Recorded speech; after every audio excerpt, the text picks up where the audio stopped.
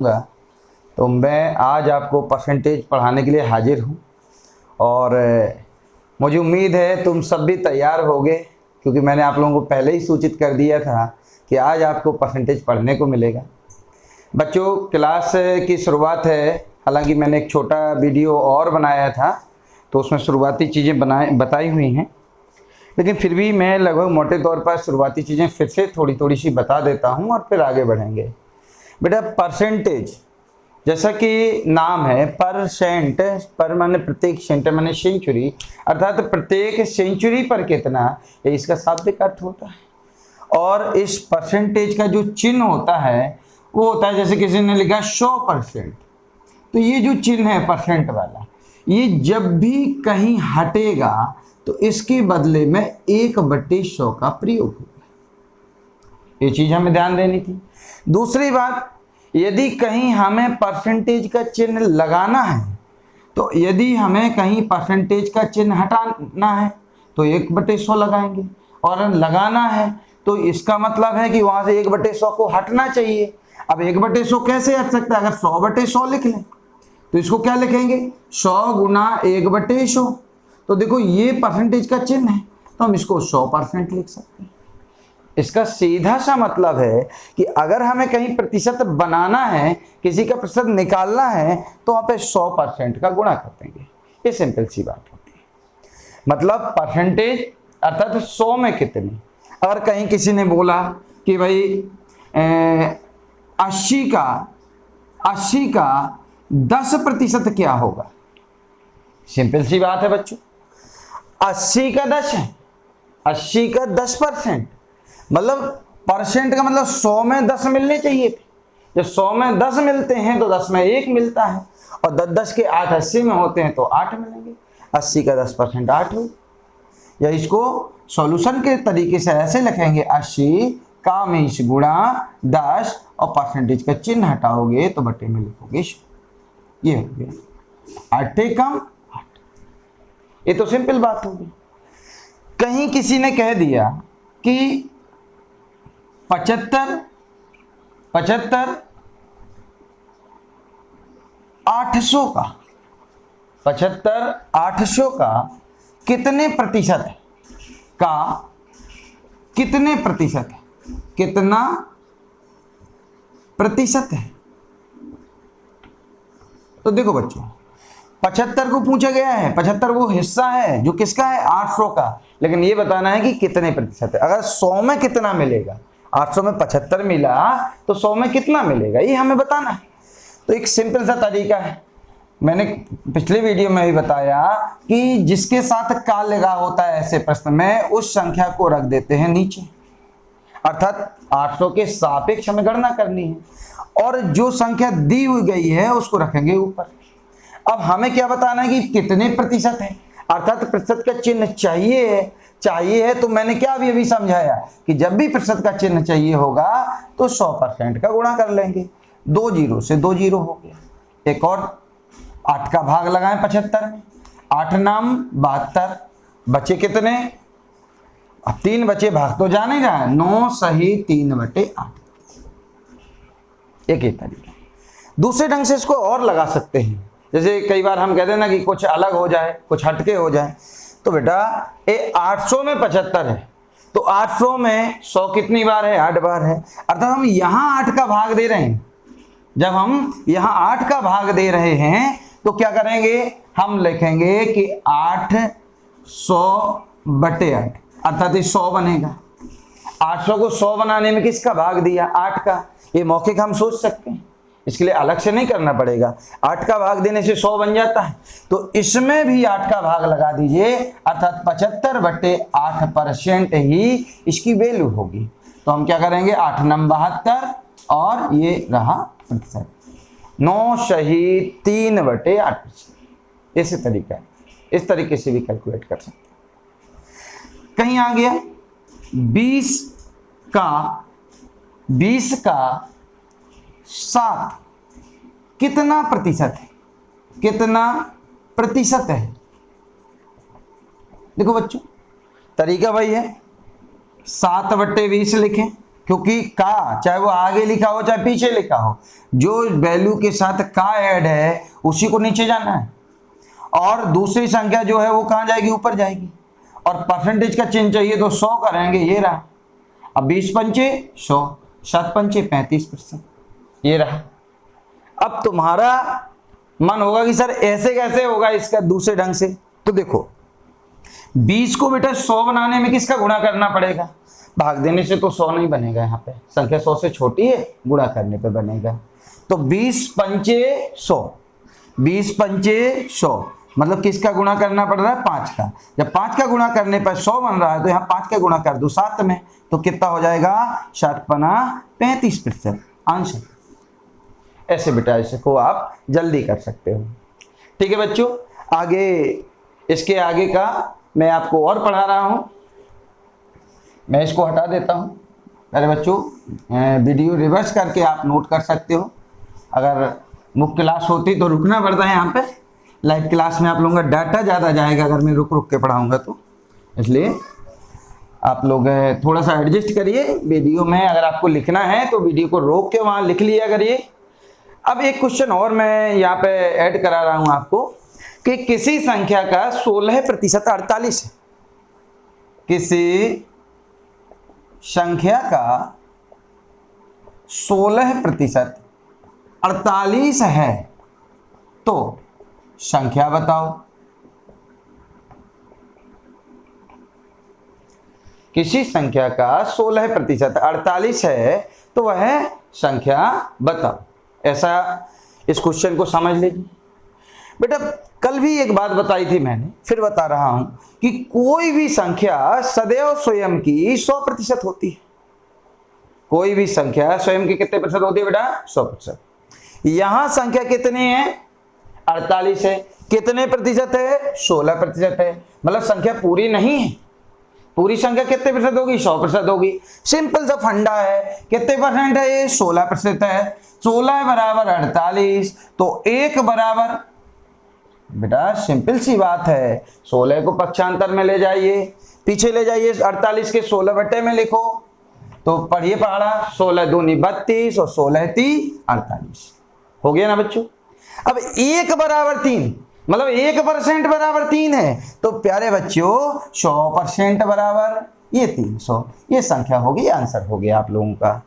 एक क्वेश्चन और मैं इसके आगे आप लोगों को पढ़ा रहा हूं कि किसी संख्या का 12%, किसी संख्या का 12% 72 है। किसी संख्या का 12% कितना है, 72 है। तो उस संख्या का 44% क्या होगा, कुछ बदलना चाहिए, क्या होगा। प्यारे बच्चों वही प्रक्रिया अपनाएंगे, बिल्कुल सिंपल है। देखो ये प्रक्रिया समझ आई, बिल्कुल सेम यहां अप्लाई कर दो। यहां 16% 48 था तो 16 बराबर 48, यहां 12% 72 है तो 12 बराबर ये रहा प्यारे बच्चों 72। तो 12% 72 है तो 12 बराबर 72 तो 1 बराबर, मैं डायरेक्ट भाग दे रहा हूं 12 का 72 में, 12 छक्के 72। अब अगर 100% पूरी संख्या पूछी होती तो सिंपल सी बात थी, 100% मतलब 600 आ जाता। लेकिन यहां संख्या कौन सी पूछी है, संख्या का 44% पूछी है। तो प्यारे बच्चों 1 से 44% बनाने के लिए हमें गुणा किससे करना पड़ेगा, 44 से। तो 44 गुणा 6 क्या होगा, 6 चौके 24 और 6 चौके 24 और 2 26, 264 आंसर।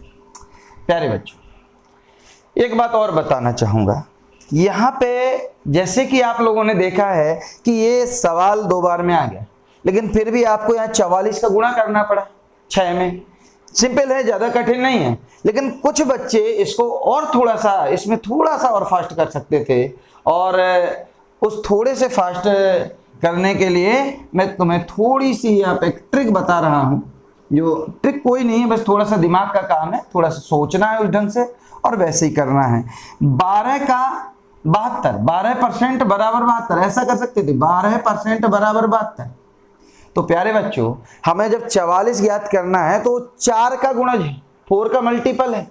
जब 4 का मल्टीपल है तो हम इसको 12 को 4 बनाइए, 3 का भाग दीजिए, 3 चौके 12 है तो इधर भी 3 का भाग दे दीजिए, 3 का भाग देंगे इधर तो 3 दूनी 6, 3 चौके 12, तो 4% बराबर कितना हो गया 24, और 44% के लिए यहाँ पे 11 से गुणा कर दीजिए, तो यहाँ पे 11 चौके 44 और 11 दूनी 22 और 4 26। एक तरीका ये भी जैसे करना है, यहाँ ज़्यादा फर्क नहीं पड़ा, लेकिन कई बार इस प्रकार से अगर अलग अलग करके सोचते हैं तो कई बार से यहाँ बड़ा फायदा हो जाता है, एक टाइम बचा ले जाते हैं हम, 10-10 20-20 सेकंड की बचत ही काफ़ी बचत हो जाती है बच्चों। तो उसी को हम ध्यान में देते हुए आगे बढ़ते हैं। चलो इसको आप लोग देख लीजिएगा और मैं इसके आगे आप लोगों को और भी पढ़ाने वाला हूं।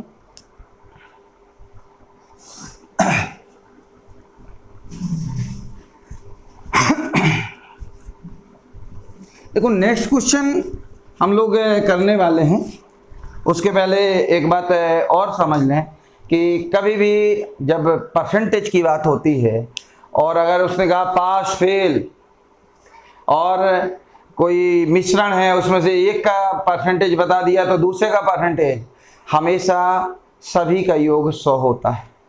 जैसे कह दिया कि 40% बच्चे उत्तीर्ण हो गए तो अनुत्तीर्ण कितने प्रतिशत हुए, तो इसके लिए सिंपल सा आइडिया है, 100 में से 40 घटा देंगे तो 60% अनुत्तीर्ण हो जाएंगे। इस प्रकार से हमें सोचना चाहिए। नेक्स्ट क्वेश्चन है कि यदि किसी संख्या का 17% 68 है तो वह संख्या क्या होगी। यदि किसी संख्या का 17% यदि किसी संख्या का 17% 68 है तो संख्या बताओ। प्यारे बच्चों, ये मुझे उम्मीद है आप लोग इसको खुद निकाल लेंगे। 7 3 51, 7 चौके 68, तो 1% बराबर 4, तो 100% बराबर 400। इसका आंसर आप लोगों का 400 आ जाएगा। मैं कुछ क्वेश्चन लिख के लाया था आप लोगों के लिए, तो शुरुआत के लिए मैंने छोटे छोटे क्वेश्चन आपके लिए लिखे हैं, तो मैं वो आपको कराए देता हूँ। एक और क्वेश्चन है कि यदि किसी कक्षा में 75% बच्चे उत्तीर्ण हुए और 150 बच्चे अनुत्तीर्ण हुए, तो बताइए कक्षा में कुल कितने विद्यार्थी हैं। यदि किसी कक्षा में 75% विद्यार्थी उत्तीर्ण हुए तथा 150 विद्यार्थी अनुत्तीर्ण हुए, तो कितने छात्र कक्षा में थे। एक क्वेश्चन है। प्यारे बच्चों, अभी अभी मैंने बताया था कि पास फेल मिश्रण के 2 हिस्से, इनका जोड़ हमेशा 100% होता है। जब 75% बच्चे उत्तीर्ण हो गए, पास हो गए, तो फेल कितने हुए। तो सब बच्चे जानते हैं कि 100 में से 75 को हटा देंगे तो कितने परसेंट बचेंगे, 25%। लेकिन वो विद्यार्थी गिनती में कितने हैं, 150, अर्थात 25% ही आपके 150 के बराबर है। तो 1% विद्यार्थी की संख्या क्या होगी, 150 बटे 25, 25 छक्का 150। तो पूरी कक्षा में 100% विद्यार्थी होंगे तो कितने हो जाएंगे, 6 गुणा 100 बराबर 600। ये आंसर हो जाएगा आपका। बच्चों, इसी क्रम में आगे और एक प्रश्न आप लोगों के सामने लेके रख रहे हैं कि 150 600 का कितने प्रतिशत है। 150 600 का कितने प्रतिशत है। 150 600 का कितना प्रतिशत है? क्वेश्चन बेटा 150 है, इधर 600 है, 600 में से निकालना है। दो तरीके हैं, एक तो वही तरीका है 150 ऊपर रखेंगे, 600 इसके बटे में रखेंगे, 100 से इधर गुणा कर देंगे और परसेंटेज निकल आएगा। 6 दूनी 12, 6 पंचे 30, कितना परसेंट है? 25%। दूसरा तरीका 600 में 100 बनाना है तो 6 का भाग लगाएंगे, इसका प्रतिशत बनाना है तो 6 का भाग लगाएंगे, 6 दूनी 12, 6 पंचे 30, तब भी 25% आ जाएगा। बच्चों मैं इसमें एक प्रश्न और आप लोगों से पूछने वाला हूं कि 150 मीटर 3 किलोमीटर का कितना प्रतिशत है? कितना प्रतिशत है? एक क्वेश्चन है। तो बच्चों इन दोनों में क्या अंतर है, कैसे इनको लगाएंगे? क्या अभी तक जैसा लगा रहे थे वैसे ही लगा दें? लगाना वैसे ही है, एक फर्क है, ये राशि मीटर में है और दूसरी राशि किलोमीटर में है। मीटर वाली को या तो किलोमीटर बना दो या किलोमीटर वाली राशि को मीटर बना दो। आसान क्या रहेगा? किलोमीटर से मीटर बनाना। 1 किलोमीटर में कितने मीटर होते हैं? 1000। तो 3 किलोमीटर में कितने मीटर होंगे? 3000। अर्थात 150 मीटर 3000 मीटर का कितने प्रतिशत है? प्रश्न ये बना। हम सॉल्व कैसे करेंगे?